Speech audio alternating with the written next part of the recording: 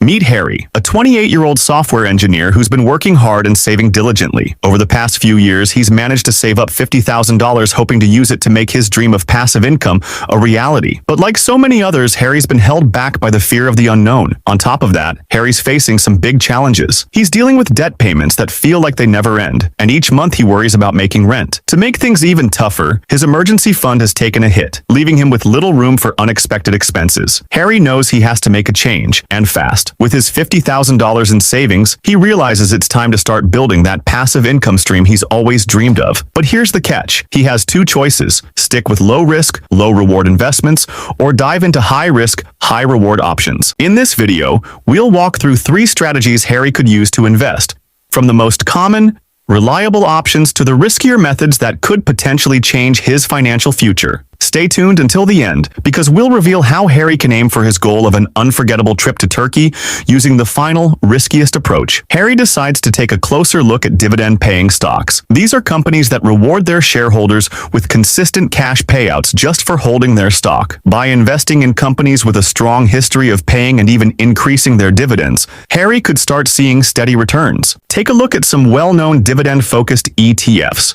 Schwab U.S. Dividend Equity ETF, SCHD. The Schwab U.S. Dividend Equity ETF, SCHD, is a popular choice for investors seeking income and long-term growth through dividends. As of November 6, 2024, SCHD has a stock price of $28.10, a market cap of $61.56 billion, and an expense ratio of just 0.06%, making it one of the most cost-effective options in the dividend ETF space. The ETF tracks the Dow Jones U.S. Dividend 100 Index, which includes 100 high dividend yielding stocks selected for their fundamental strength relative to their peers. SCHD's top holdings include companies like Home Depot, Verizon, Cisco Systems, and Coca-Cola, which collectively make up around 40% of the fund's assets. The ETF has a weighted average market capitalization of $136.84 billion and a price-to-earnings ratio of 17.58.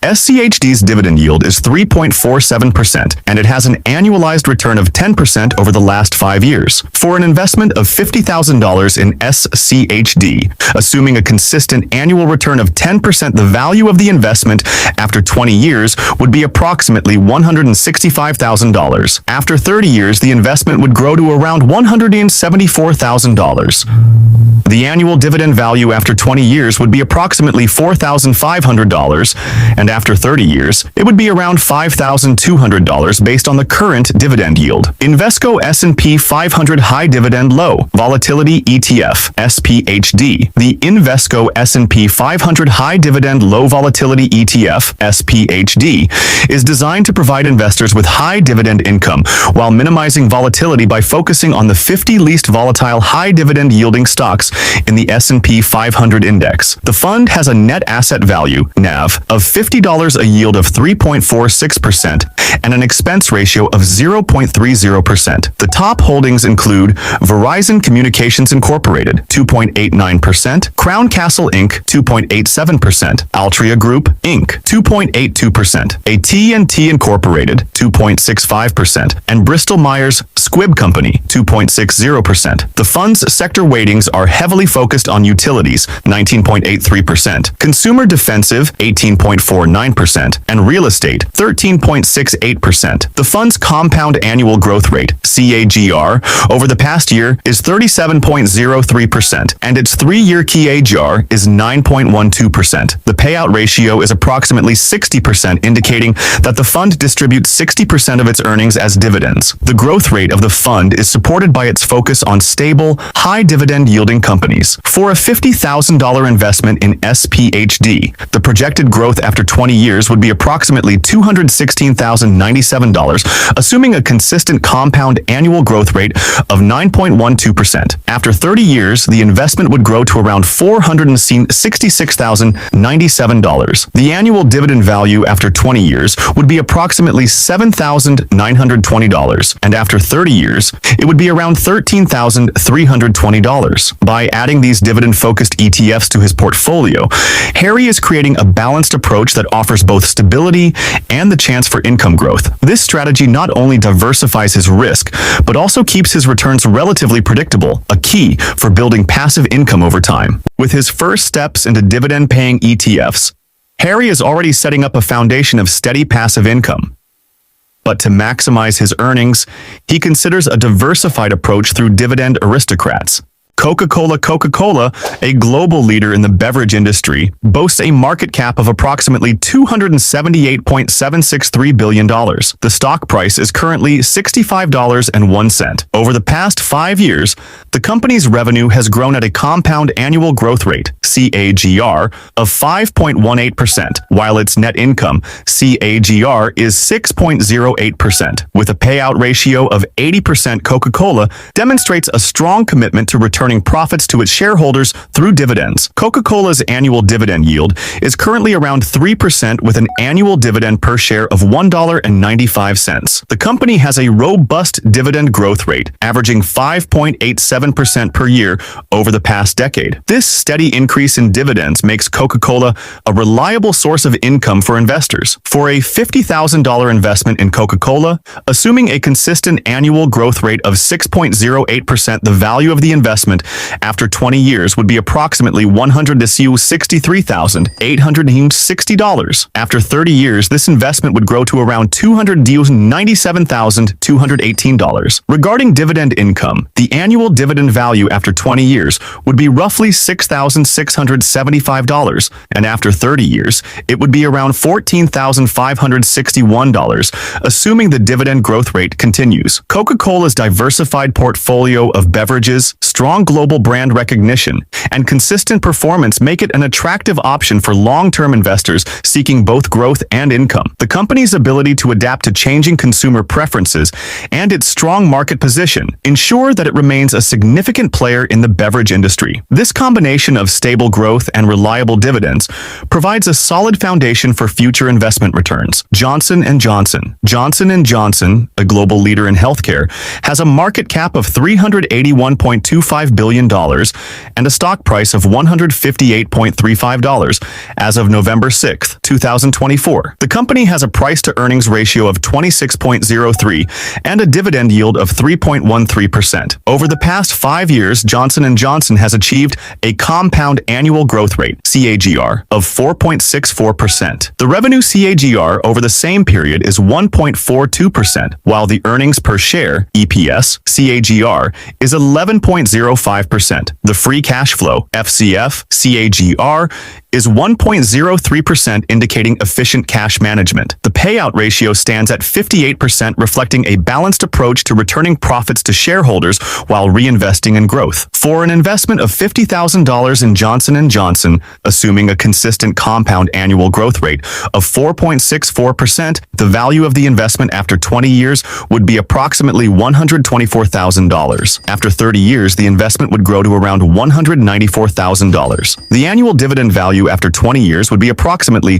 $3,900, and after 30 years, it would be around $6,100 based on the current dividend yield. Johnson & Johnson's diversified portfolio includes pharmaceuticals, medical devices, and consumer health products, ensuring a steady revenue stream. The company continues to innovate with new products like Tremfya for ulcerative colitis and Rybrevant for non-small cell lung cancer, further strengthening its market position. Johnson & Johnson's consistent performance, strong financial metrics, and commitment to dividends make it an attractive option for long-term investors seeking steady growth and reliable income. With his portfolio taking shape, Harry starts thinking about additional options to boost his returns even further. Next, we'll explore how he could leverage sector-specific ETFs to tap into higher-yielding industries like real estate and utilities. Vanguard Real Estate ETF, VNQ. The Vanguard Real Estate ETF, VNQ, is designed to provide broad exposure to U.S. real estate investment trusts, REITs. As of November 6, 2024, VNQ has a net asset value, NAV,